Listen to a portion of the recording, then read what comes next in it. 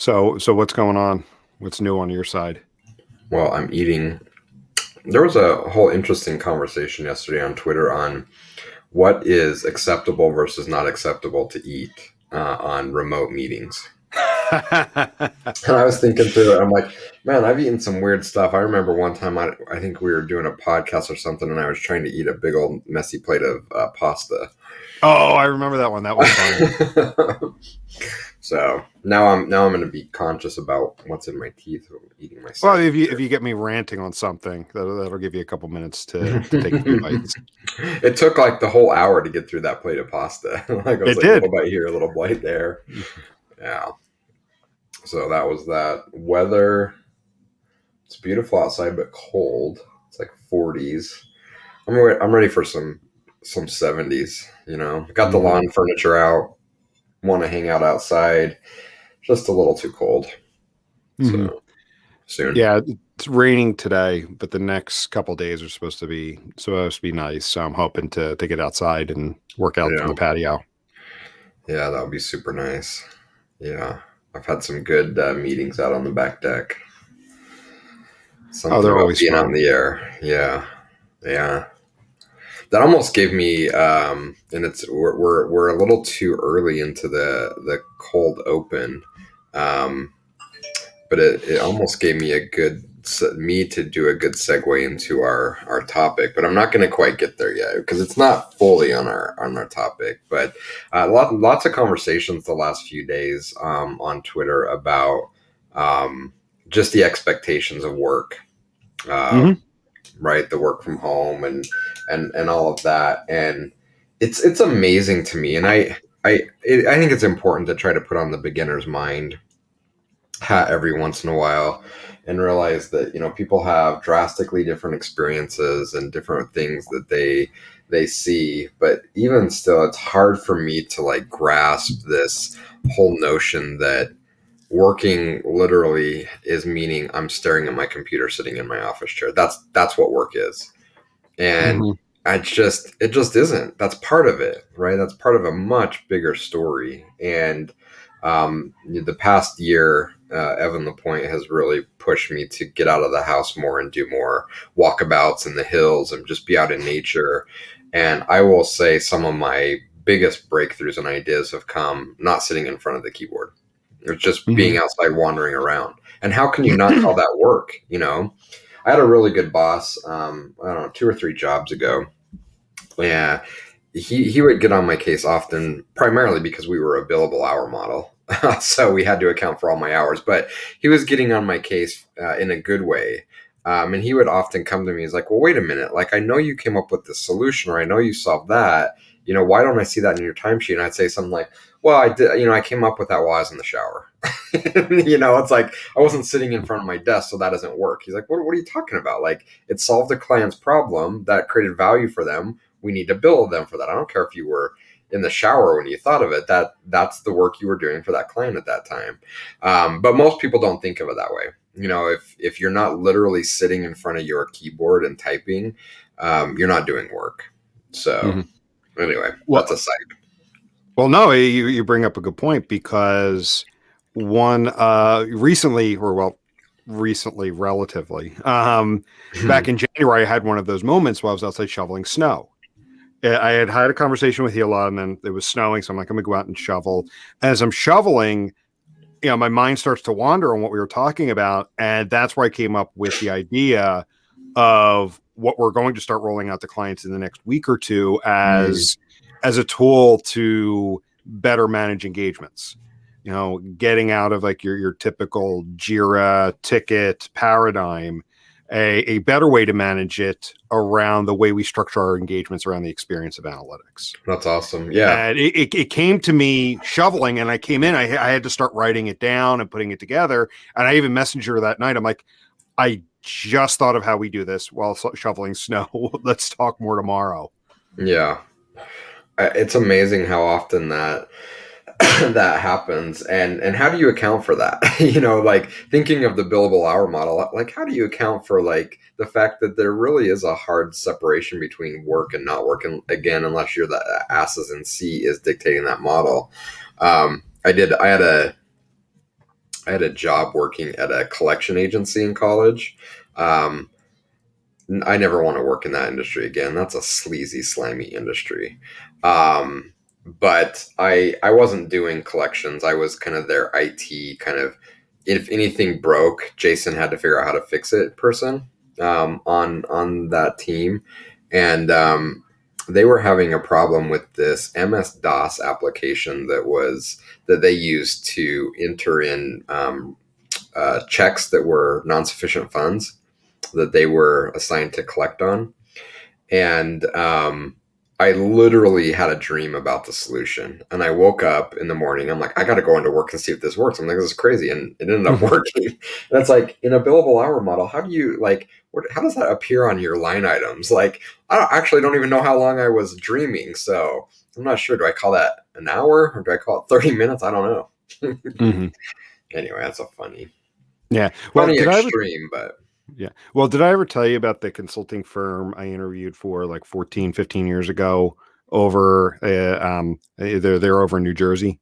Did I ever tell you about this one? I don't think Okay. so. I thought, so, I go for the interview and like everybody in the office is wearing suits, like shirt, tie, jacket, suits.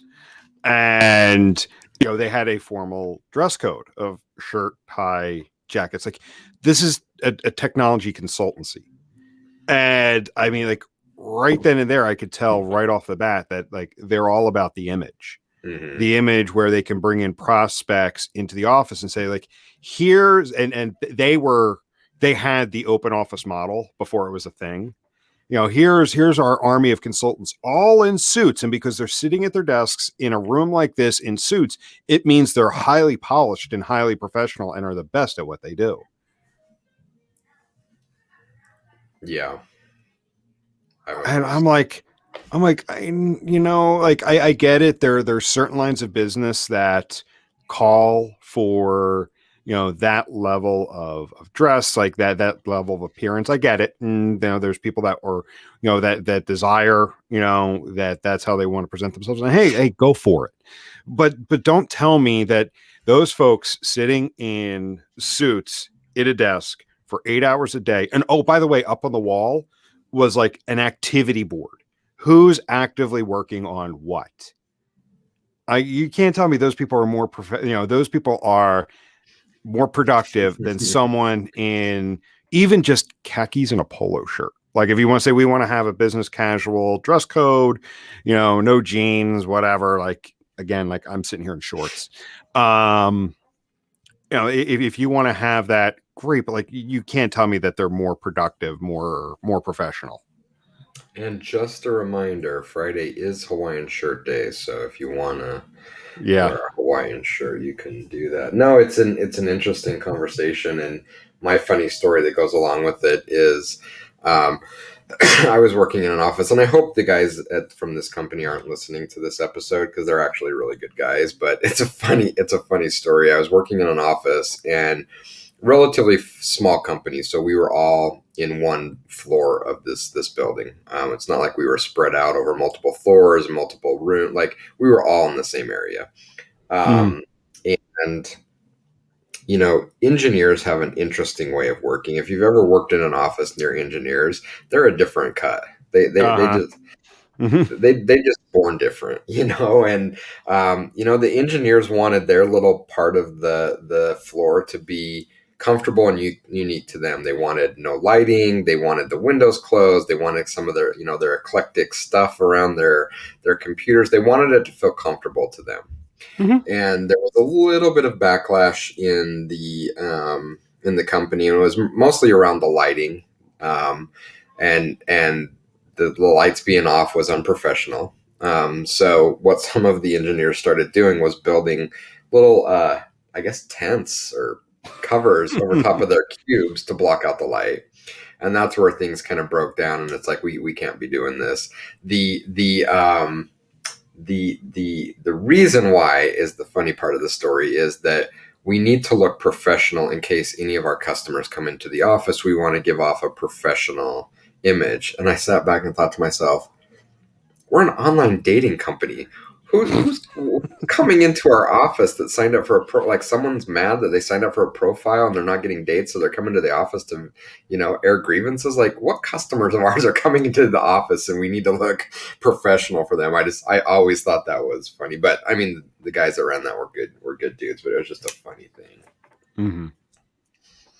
Oh, it's crazy. Got to keep up appearances. I do not miss the office whatsoever. I don't miss. I mean, what I miss is the people and the interaction, like just the people, not like the work people, not the work personas, not the egos, the politics, like all that company nonsense. I don't miss that for an instant. I miss the people, and I miss just kind of the hanging out, and I miss a lot of the serendipity of being in the office. But the funny thing is, or maybe the sad thing is that a lot of that serendipity is the opposite of what management wants to happen. So the things that we as employees miss about the office are the things that typically managers are trying to lock down, Mm-hmm. And it's just bizarre to me. I was thinking about this the other day, thinking about some of because I think it was yesterday, so I put a tweet out about autonomy and managers worrying about people doing laundry at home. And I thought, these are the same managers that were worried that some of my friends and one of my jobs, we had a irrigation canal behind the office, and we'd get popsicle sticks and craft boats, and we would go out in the afternoon and have boat race, in the irrigation ditch. Yeah, that got shut down by management. That wasn't happening. I was at Omniture one time, and a few of us started every other Friday. We started tailgating out in the parking lot. Nice. And yeah, we brought in like little portable grills, and we'd run over to the grocery store and get like stuff to cook up and sandwiches. And we did it during lunch hours, and it was so much fun. No, management, we're not. We can't have that. That's not going down here. I'm like, what is wrong with you people?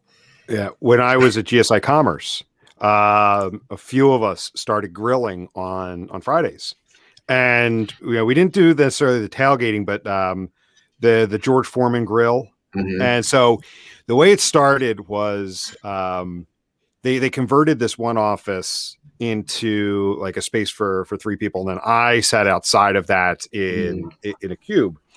And 2 of the guys brought in the George Foreman grill, started cooking up steaks. And I'm like, I really don't care if you do this. Just invite me, please. Like after like 2 or 3 weeks of them doing this. And then this other guy, George, jumps in. Yeah, me too. So what we would do, we did it every Friday at lunchtime. And every week it was somebody else's turn to go out and get the steaks. So we all rotated. We all went out and got, 4 steaks for, one for everybody. And at lunchtime, we'd fire that bad boy up and we'd grill steaks. Well, the whole back of the office smelled like steak. And some people started complaining. Like, they can't do this. This is unproductive. This is unprofessional. And at the time, like the 4 of us, we all had different responsibilities, but like the 4 of us together were just like, we had so much work going on. Like, we were working crazy hours. Like, I was working weekends at points, and they went to our boss, and she is like, no. Do you understand what we're asking him to do? How much we're asking him to get done? If this keeps them happy, that's awesome. Yeah. That's awesome. Other managers started complaining, and she came to our defense and was like, no. But then when eBay bought GSI and they came in, that got the kibosh. Because that apparently having a George Foreman grill in an office, along with a refrigerator and one of those little panini makers, was a fire hazard. Yeah, I got in trouble my first job out of college for having a small dorm fridge in my office, because apparently it was a fire hazard that was not accounted for, so I couldn't have that in there. But these conversations are all interesting around kind of managing to risk, and it's just crazy because you try to think about what happened that caused them to put certain policies in place. The same job, I literally moved cubes from one side of the room to the other, and I ended up moving my computer over, and I got back in the morning and had this nasty note from facilities that I was not to move that equipment, that they're tasked with moving. I'm like, what bad thing went down with having an employee move a computer? Like, did they slam the monitor into the ground and break it or something? And now there's a new rule that employees can't be trusted moving it? Or, man, corporate, it's such a shit show. It is. It is. You know? So I guess now's the time. So what was your segue into our topic? That's long been past. I think I segued into like us complaining about all our frustrations with corporate, and I lost track of where I was going. Because what were we talking about? We were talking about like different office perks and working from home and all of that. And the topic today, it's, you were mentioning various conversations. And so this is one I want to pick back up with a conversation we actually had on Twitter over the weekend. Yeah. Someone had asked you a question and you looped all of us in on our thoughts. I gave you my input on it. And honestly, I'm going to take credit for getting you really to think about this, because it goes back to an episode we recorded 2 years ago. It was titled, and I'll link it up in here, Is Unlimited PTO Actually Unlimited? Wow, that was 2 years ago? That was 2 summers ago. We did a series of like episodes, themed to the summer. And we talked a bit about it again last year. But, I've noticed since that, like, it was just a genuine conversation, or a genuine question. Like, is it really unlimited? Like, is it a bait and switch? And I remember you walking away genuinely thinking, like, I really need to rethink of our time off policy. Because this is a really good question. Like, is paid time off actually something seen as valuable, or do people see it as a way to cheat around something that's earned? And we've had many, many conversations around that. So I want to bring it back up to talk about unlimited PTO, because that was the Twitter conversation this past weekend around, like, how do you manage unlimited PTO? I'm trying to remember the exact question that was asked, but it was like kind of like, well, what does your team think? And it was around like, how do you manage to it? Minimums versus maximums. Like, okay, it's unlimited within reason. How do you make sure that people are actually taking advantage of it?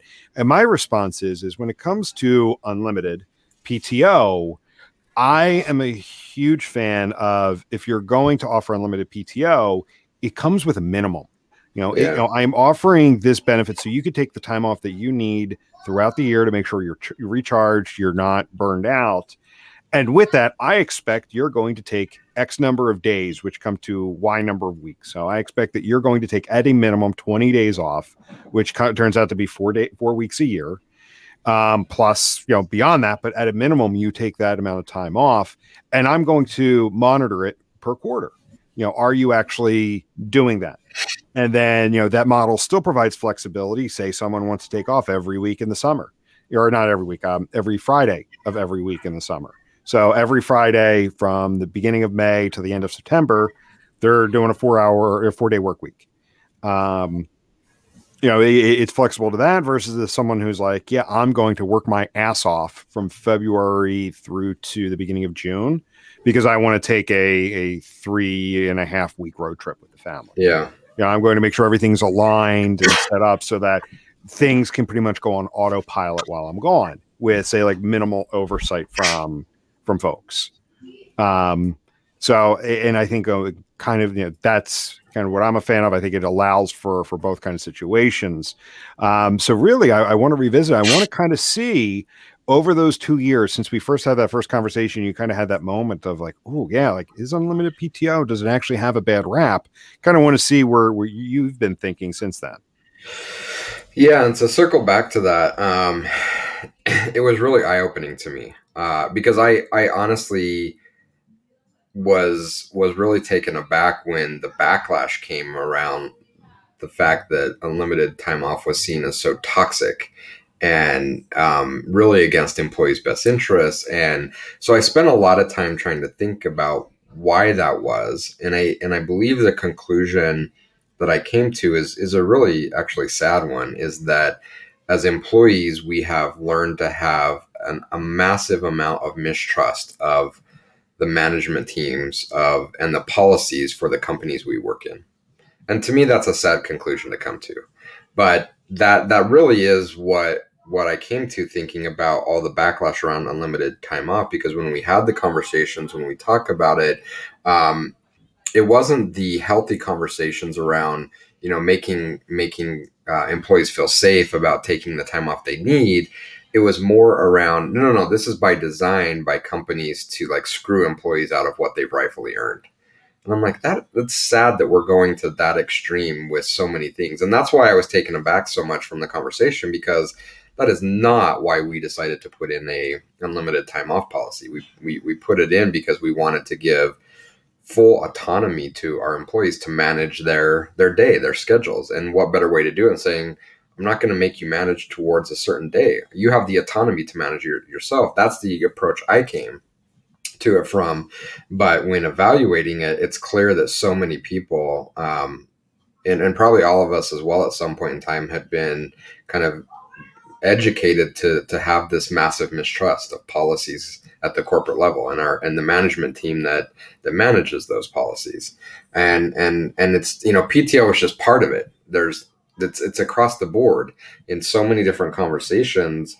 Employees have an inherent mistrust of the companies they work for. And I think that's just an incredibly, incredibly sad place to be in work. So number one, that's kind of the conclusion I came to was, one, I was shocked. Two, we need to think about and figure out the right way to do it, because we still believe that having an unlimited policy is the best way, but maybe there needs to be a bit more structure and communication around it. And I'm completely open to thinking about that. And we have done a lot of thinking about that. And finally, three, that our vision to create a refuge from all of this nonsense we see at the corporate level, it reinstilled that purpose that we had in building the company, that we truly wanted to be something different. And I've seen it time and time again where I talk about what we do and the policies we have in place. I'm less shocked now when people, fight against that and kind of want to backlash on me on that, because I understand they're coming from a place where they've heard that 100 times before, and 100 times before it was a bait and switch. And I truly believe we're building something different. The problem is, how do you do that with employees that have been so hurt in the past? That's the hard part, right? And I'll come back to the time off policy, but I want you to think back to when you joined and some of the conversations you and I had, and a lot of them were around, I got to reprogram Jim a little bit here, because he's like this hurt little animal. And he's like, I'm trying to say, hey, this is okay. And you're like, no, it's not okay. And I remember, I think it was, I can't remember if it was Lego or whatever, but there was some Lego. Yeah, it was this one Lego artist. There was a display going on downtown at the Franklin Institute, and it was like the last week, and I kept putting it off. And I'm like, is it cool if I cut out for like part of the day on Wednesday? And you're like, and it was something crazy like, can I leave? Can I stop at 4? Because I really want to go to this. I'm like, what are you talking about? I told you, like, dude, I trust you to manage your day. Like, I want to know what you're doing, because this sounds really cool. So share it with me, but you don't have to come and ask me for permission to do this. But again, like, you had been taught the opposite. Like, what you were hearing from us did not align with what you had seen from your previous history. Oh, like I think back, and like the brainwashing goes back to where I was in college. I'm going to flat out call it what it is.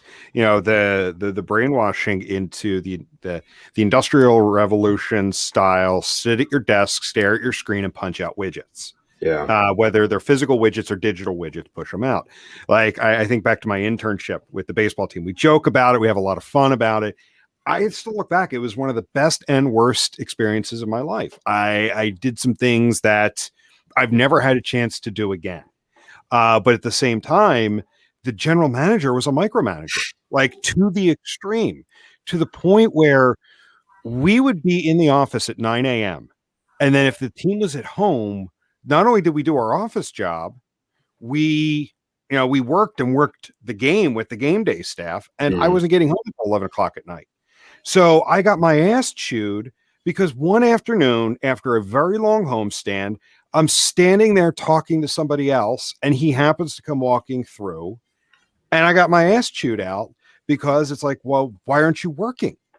And it's like, for the love of God, I can't take 15 minutes to just clear my head.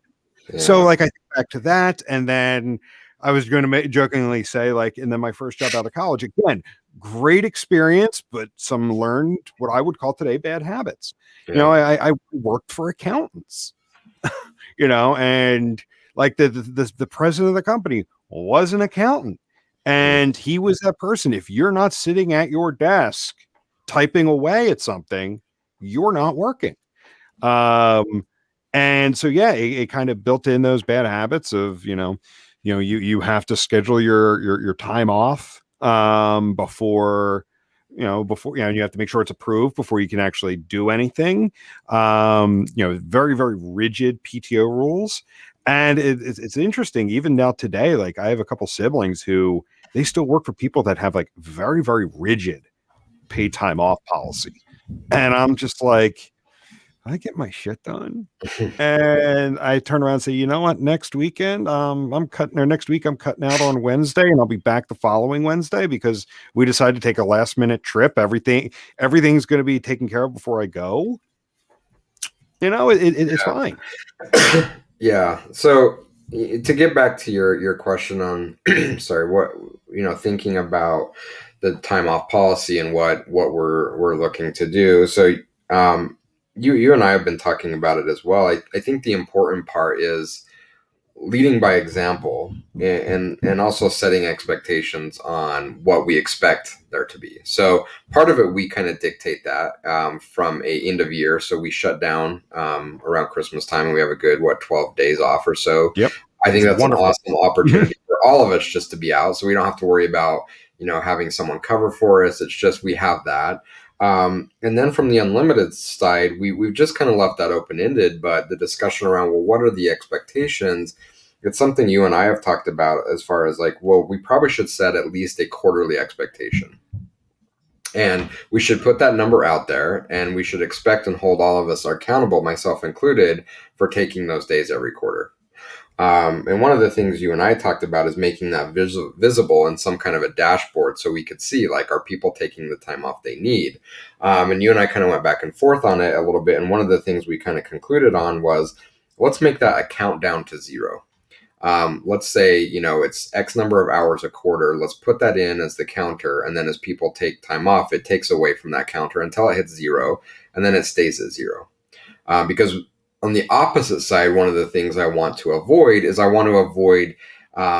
people worrying that they're taking too much. So if we set an expectation and then they breach that expectation, are they now conscious of that and saying, well, maybe I shouldn't take any more? And that's not the case at all.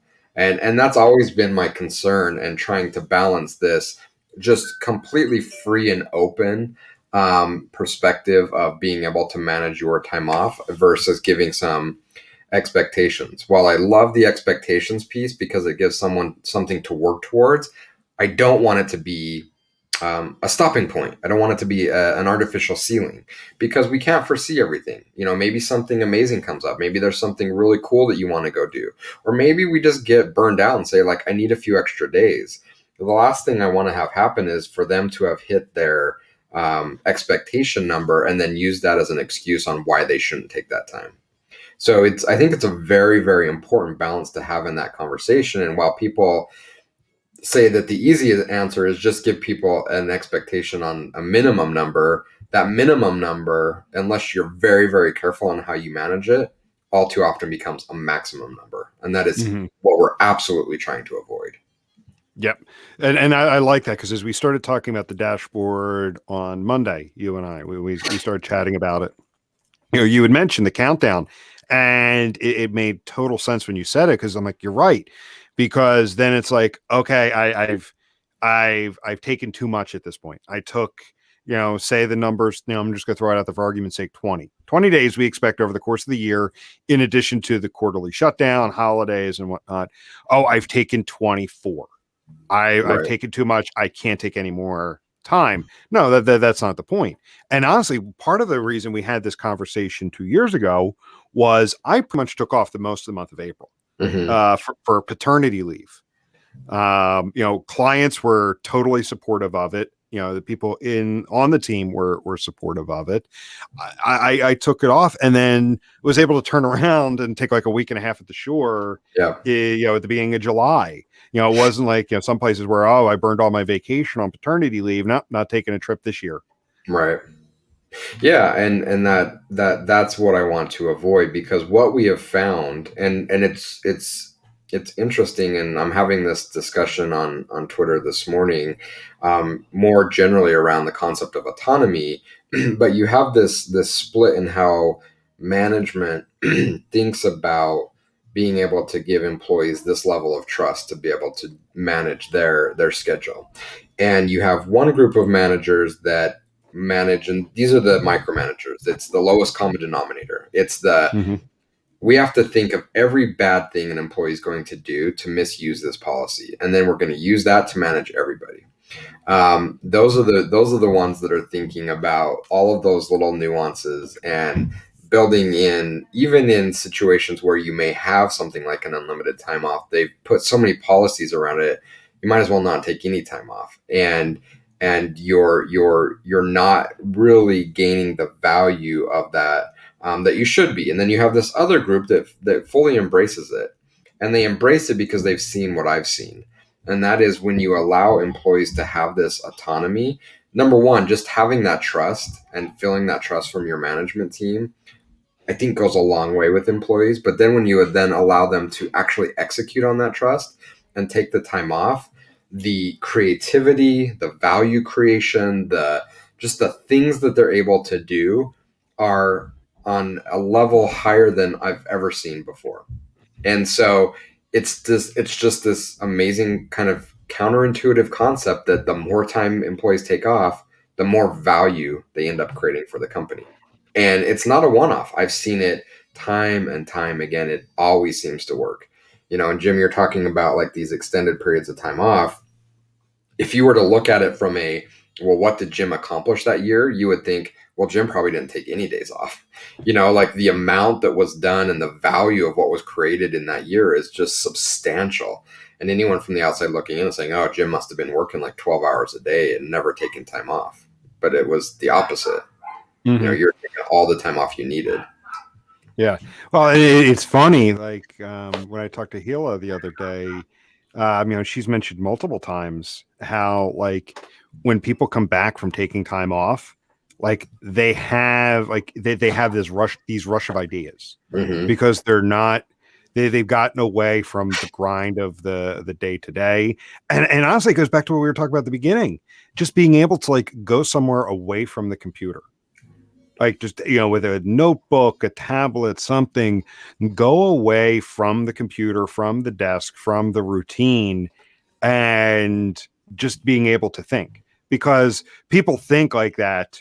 Thinking and idea creation comes when you sit down at the computer, you got your hands on the keyboard and you're ready to go. No, that's when you have writer's block. You don't know what to start with. Yeah. It's when you're away from that, all of a sudden the ideas start to flow, and it's like, get me a notebook. I just need to start scribbling stuff down. I'll organize it later. Yeah, and I think how your manager reacts to that will tell you a lot, as an employee, what their focus is and what's important to them. Because what you're saying is absolutely true, and it's again proven time and time again that that's how it works. So if your manager is rejecting it, it tells you that you're really seen as a cog in a machine. They're not looking for Jim to be creative. They're not looking for Jim to come up with new ideas. If they were, then they would support this model. But the fact is that we have to be honest that lots of employers and lots of management really aren't looking for that out of their employees. They're saying, I just need Jim to come in and crank out work. I need him to be a machine for 40 hours a week until he burns out, and we'll replace him with another machine. And if that's how it's looked at, then I think it's very clear that your contribution as a creative thinker, as a problem solver, as someone that can help change the way the business works is not being valued. And so that's something you really need to take a long, hard look at as an employee to say, man, maybe I like the people I work with. Maybe I even like what I do, but I don't know that I want to be working in an environment where I'm just seen as a part, because I can be so easily swapped in and out. And this is where we see so many toxic policies come into play, because we see managers using them as a way to treat employees less humanely. And that to me is concerning. Now, on the flip side, if your manager is saying, Jim, I want you to take on time off. In fact, here's what my expectation is for the least amount of days I think you should be taking off. That's a really good sign that your manager is valuing the things that you can bring above and beyond hammering on a keyboard. It's the thinking time. It's the problem solving. It's the solution gathering. If they're supporting you in that, it's a pretty good chance that they support you and value what you can bring much more off the keyboard than on the keyboard, if that makes sense. And I think if we look at it within just the microcosm of paid time off and coming with a minimum requirement, it backs up the term unlimited. It says we mean it, because I mean, there, I think we mentioned it earlier. I'm trying to remember some of the stuff we said when we were kind of on a rant, but we definitely mentioned it last time. It is definitely a bait and switch in many cases. It's a bait and switch in the fact that, yeah, it's unlimited time off, but you're going to get the side eye from your coworkers for taking time off during that time of year, or taking too much time off, or you're taking more than a week off. It's the culture doesn't back it up. We're setting a minimum. The culture then backs up the statement of, we want you to not have to worry about the red tape around paid time off, or worried about limitations on it. Depending upon if certain things happen during a given year, it'll be there for when you need it. Yeah, for sure. And I had a train of thought, and I don't want to lose it because it was a good one. Oh, so you mentioned about the side eye from your colleagues or your team. It's actually a really, really valuable conversation to have, because oftentimes it's not the policy that's the problem. It's the team or the management that is the problem. And this is a perfect example of that. If employees are fearful to take time off, if they're getting unsupport from their teammates, if they're not getting the support from their management, and they're kind of, Jim's taking time off now, or he's doing this, then it really says more about the management and the people you've hired, and less about the policy itself. And all too often, I think that it gets thrown out with, what is it? The baby gets thrown out with the bathwater. Bathwater. Yep. Right. Like, we're throwing out the policy as bad, but really it's the people that are bad that are enacting the policy. And so I think we need to be really, really careful when we have those conversations, and saying, is it the policy, or do we just have really crappy management, and have we hired really, really bad team members? That needs to be a valid part of the conversation around whether we're talking about time off policies or anything else. That needs to be part of the conversation. One of the other things that has come up a lot is why I was talking about this on Twitter. One of the questions that I think was the most popular is, how do you avoid, and this mostly came from either business owners or people that were people managers in larger businesses. They would ask me, how do you make sure that your employees don't take advantage of your generosity from a time off perspective? And for me, I think, again, it comes down to people. If we're doing our job right and hiring the right people, I don't even have to worry about it. If I'm hiring a jerk that doesn't care about anybody but themselves, and couldn't care less if the business survives or not, then that's on me for hiring the wrong person, and that has nothing to do with them. They're going to take advantage of any policy I put in place. Doesn't matter if it's unlimited time off or not. So I think ultimately it comes down to hiring the right people, and it also comes down to just trust in the relationship. Relationships are two-way. And it's about trusting and living up to your commitments on both sides of the relationship. And it's what I tell people. I'm like, there's nothing from a procedural perspective stopping my employees from taking advantage of that policy. However, what is in place is that my employees know that if they're blatantly taking advantage of something, then they're not going to have that something available to them, meaning they're not going to be working at 33 sticks. And so if they value the relationship, they know that it's a balance. And I think that has to go both ways. And it's a way to just keep things properly balanced and looking at it that a relationship is two-sided. And if any side takes advantage of that, if the employer takes advantage of that relationship and says, well, we said it was going to be unlimited time off, but we're actually never going to approve any of your time off, then the employee is going to leave because they've broken that contract. And so it's this balance of everyone saying and doing what they said they were going to do. And when you have that, there's harmony in the workplace. But I think it starts with making sure you're hiring the right people, because you put bad people into a good system, the system's going to look bad. Mm-hmm. So that's kind of my response to that. And it's interesting because it's also the same response I have to people when they ask me how we avoid clients taking advantage of our retainer model. I'm like, it's the same way. They know that this is a two-sided relationship, and if they were to take advantage of that model would disappear for them. So if they value that model, they're going to keep things in balance where they're respecting the relationship, just as we're respecting it as well. On the flip side of saying, well, what's keeping us from not doing the work and not, doing the bare minimum? Well, we respect the relationship with our clients. And if we were to just do the bare minimum, we wouldn't have that relationship. So it's that double-sided respect that keeps these things going and in balance that needs to be there. And again, it comes down to, you have to work with the right clients, you have to hire the right employees, and then these things have a magical way of just working out. Yep. And you've got me speechless. So I do that from time to time. Yeah, you do that. You have me like I'm like, I don't know how to follow that up. I don't know how to pivot that. I mean, that's it. I mean, we don't necessarily need to pivot it, right? Like, if that's the conclusion, that's it. And I don't think it needs to be really any more complicated than that. Yeah.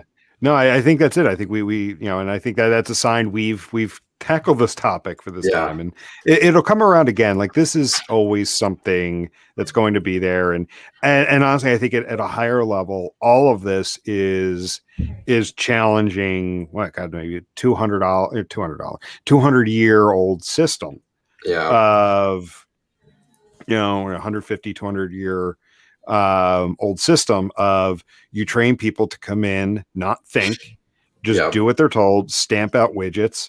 And they've taken that physical warehouse model and have now applied it to, applied it to the office of sitting. You sit at the desk and stamp out something for 8 hours. And if you're not at your desk stamping something out for 8 hours, you're not productive.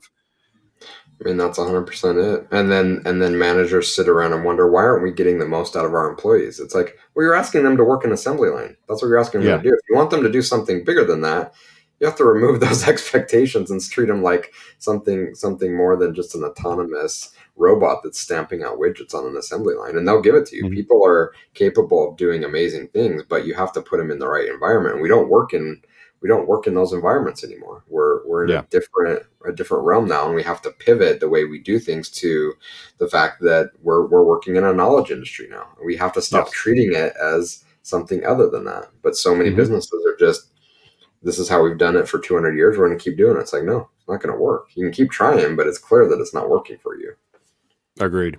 So I think that's why this conversation is going to come around time and time again, because it's challenging a model that's been in place for so long, and people have just been told, like, this is how it is. This is the office. Like, you go into the office, you come in at 9 and you start working, and then you leave at 5. Yeah. And that's it. Yep. That's exactly right. Fun times, and fun to be on the kind of forefront of doing that differently and doing it what we see as the right way. So works for us. Yep. It absolutely and does. Based on feedback you were telling me you got, it's people are craving it. People are craving it. And I'm glad we can be a voice for a lot of people that are craving it. Mm-hmm. Yeah. So agreed. Cool. Yep. All right. So we'll go ahead and wrap up there for now, and we will catch everybody later. That's good. See you.